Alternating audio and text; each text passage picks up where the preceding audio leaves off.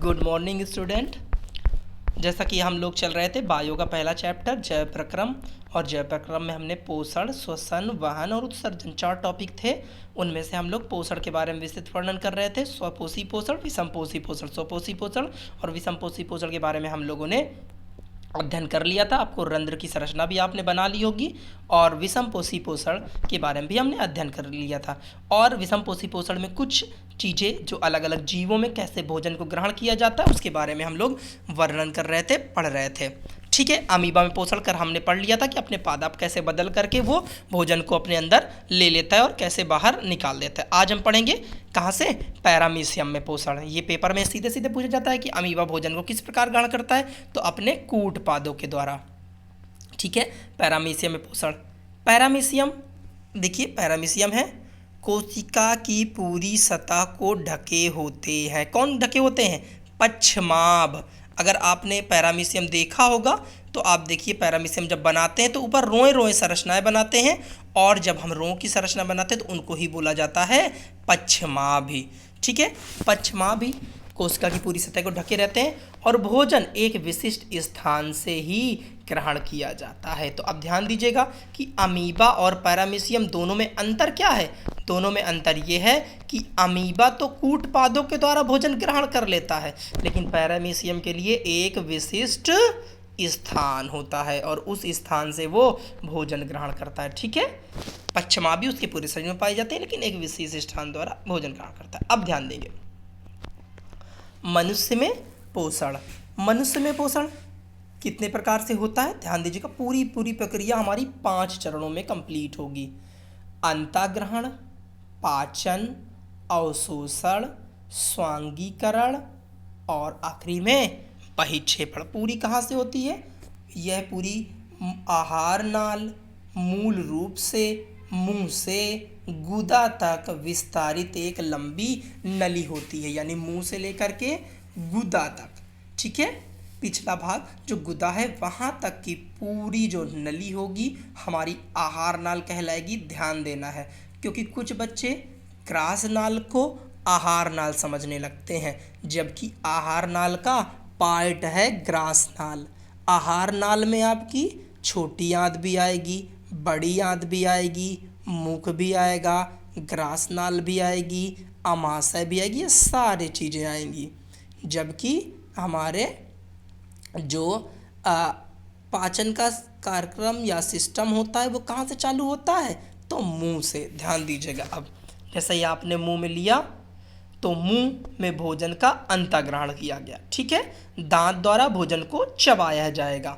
ठीक है, यहाँ तक कोई दिक्कत नहीं होगा कि मुंह से आपने भोजन को अंतःग्रहण किया, दांत द्वारा भोजन को चबाया, जीभ द्वारा भोजन को लार के साथ पूरी तरह मिलाना। यानी भोजन में क्या मिला देंगे आप? लार मिलाएंगे। अब लार में कुछ, जब जीवा से तो आप लार मिलाएंगे, ध्यान देना है, जीवा लार बनाती नहीं है, लार को पूरी तरीके से मिलाती है और स्वाद भी लेने का काम करती है। उसके बारे में आगे पढ़ेंगे। तो लार जो ग्रंथि है, लार ग्रंथि से निकलने वाले रस को लार रस या लार कहते हैं। अब ये ध्यान देना, स्टार्च, लार, एमाइलेज एंजाइम, माल्टोज, शर्करा।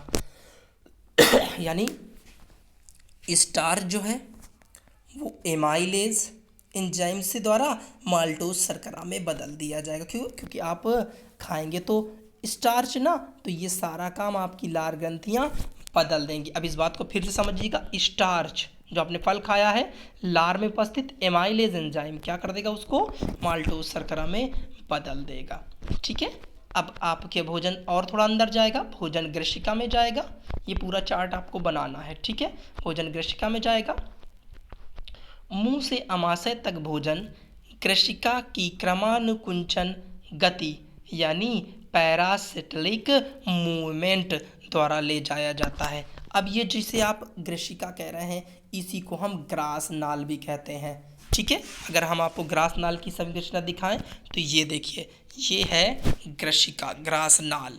तो ये था आपका मुंह, यहाँ पर जीवा, और ये नीचे यहाँ पर आपकी लार ग्रंथियाँ भी लगी हुई थी, जिसमें से आपका लार मिला दिया कहते हैं भोजन। तो यहाँ तक ये जो रेड कलर की आपको दिखाई दे रही है, जितना इस समय हमारी फुल पे है, इतनी ही सिर्फ आपकी ग्रास नाल होती है। ठीक है, इसके बाद ध्यान दीजिएगा, हम लोग चल रहे हैं, ग्रास नाल को ग्रशिका भी कहते हैं। ओके, आगे देखिएगा। मुंह से अमाशय तक भोजन, ग्रशिका की क्रमानुकुंचन, यानी इसमें क्या होता है, छोटी छोटी पंपिंग होती रहती है, गतियां होती रहती है, जिससे भोजन को आगे भेजा जाता है। ग्रशिका की मांसपेशियों में संकुचन और शीतलन होता रहता है, यानी फैलना और सिकुड़ना लगा रहता है। ठीक है, यहाँ तक देखिएगा, फिर से भोजन ग्रशिका है। और इसके बाद अगला पॉइंट अमाशय। अमाशय देख लीजिए अच्छे से, अमाशय कहाँ है, ये है। अमाशय याद रखना है आपको, अम्लीय माध्यम में काम करता है। कैसे माध्यम में काम करता है, अम्लीय माध्यम में काम करता है। इसमें से आपके अनेक अम्ल निकलते हैं, जैसे HCl, पेप्सिन, ट्रिप्सिन, ध्यान देना, ये सारे निकलते हैं यहाँ से। ध्यान दीजिएगा, इन बातों को याद रखिएगा। देखिएगा, अमाशय, अमाशय में जठर ग्रंथियाँ पाई जाती हैं। कौन सी ग्रंथियाँ पाई जाती हैं, जठर ग्रंथियाँ। और इन जठर ग्रंथियों से जठर रस स्रावित होता है, और उस जठर रस को ही हाइड्रोक्लोरिक अम्ल, हमने कई बार आपको बताया है, इसे नमक का अम्ल या HCl भी कहते हैं। अब देखिए, ये पेप्सिन है, पेप्सिन भी आपको हमने लैब में दिखाया था। पाचक एंजाइम, जो कहेगा पाचन करता है, प्रोटीन का पाचन करता है। दूसरा है हाइड्रोक्लोरिक अम्ल। हाइड्रोक्लोरिक अम्ल अम्लीय माध्यम तैयार करता है, जो कि पेप्सिन की क्रिया में सहायता करता है। तो ये कह सकते हैं कि पेप्सिन और हाइड्रोक्लोरिक अम्ल दोनों एक साथ मिलकर के काम करते हैं। याद रखना, पेप्सिन एक प्रकार का एंजाइम है। अब देखिए, श्लेष्मा अमाशय के आंतरिक स्तर की अम्ल से रक्षा करता है। यानी अगर इतना ज़्यादा एसिड यहाँ बनता है, जो HCl बनता है, जैसे कि तेजाब जिसे भी बोला जाता है, नमक का तेजाब, जैसे आपकी बैटरी में पड़ा होता है गंधक का तेजाब, सल्फर का तेजाब, तो इसमें पड़ा होता है नमक का तेजाब। ठीक है, तो अब ये नमक का तेजाब तो इतना खतरनाक होता है, हानिकारक होता है, अगर हम इसको निकाल करके शरीर के ऊपर डाल दें तो पूरी शरीर गल जाएगा।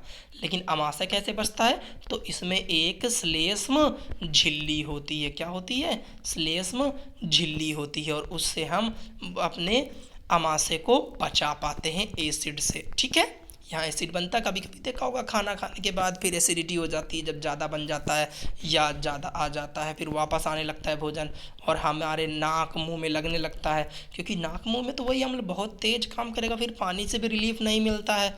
इसीलिए क्या दिया जाता है, शादियों वगैरह में बाद में स्वीट्स दी जाती हैं। अब देखिए, अगला है क्षुद्रांत्र, मोस्ट इम्पॉर्टेंट, क्षुद्रांत्र। ठीक है, आंत, इसको बहुत अच्छे तरीके से देखिएगा, छोटी आंत का जो है ना, वही उसी का रूप है क्षुद्रांत्र। हम इसे क्षुद्रांत्र ही कह दे रहे हैं सीधे सीधे।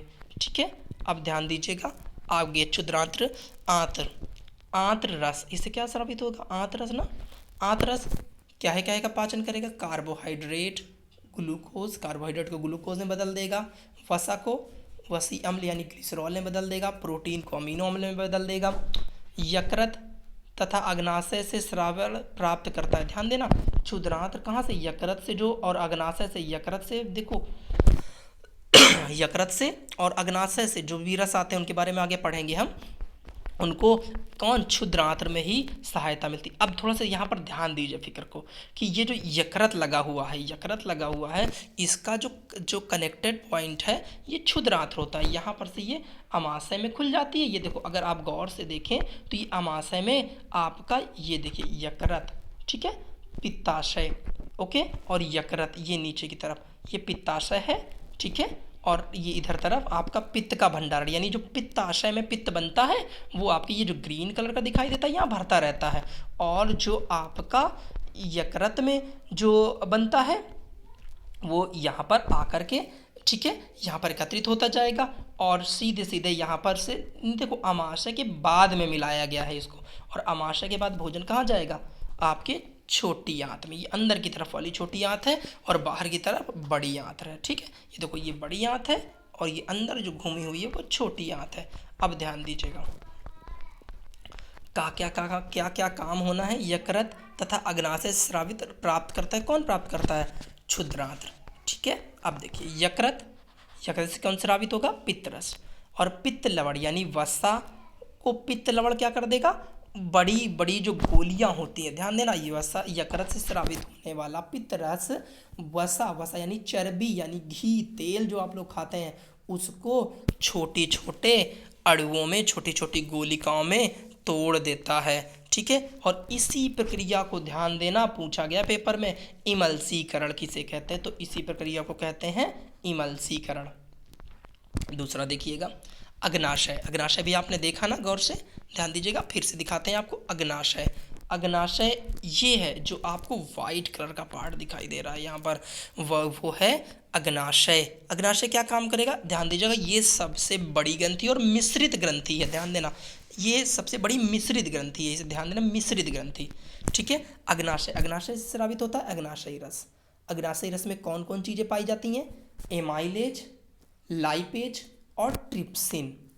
अब ध्यान देना है तीनों के काम, एमाइलेज, ट्रिप्सिन और लाइपेज। ट्रिप्सिन क्या करता है, जो प्रोटीन आपने दाल वगैरह खाई उसको पेप्टोन्स में बदल देता है, वसा को लाइपेज बदल देता है वसा अम्ल में, और स्टार्च को एमाइलेज बदलता है ग्लूकोज में। बस अब यहीं तक चर्चा करेंगे क्योंकि फिर ज़्यादा हो जाएगा, आप समझ नहीं पाएंगे। तो क्षुद्रांत्र के जितने पार्ट है यहाँ पर बी तक आपको नोट करने हैं, और यहाँ आपको सभी के काम याद रखते हैं। जब आपके स्कूल खुलेगा सबसे पहले और सबसे इम्पॉर्टेंट पॉइंट है ये, आंत रस। आंत में कौन कौन स्रावित करता है, या प्रोटीन का पाचन कौन करता है, कार्बोहाइड्रेट का पाचन कौन करता है, यहाँ पर पूरा आपका क्लियर हुआ है। ठीक है, धन्यवाद।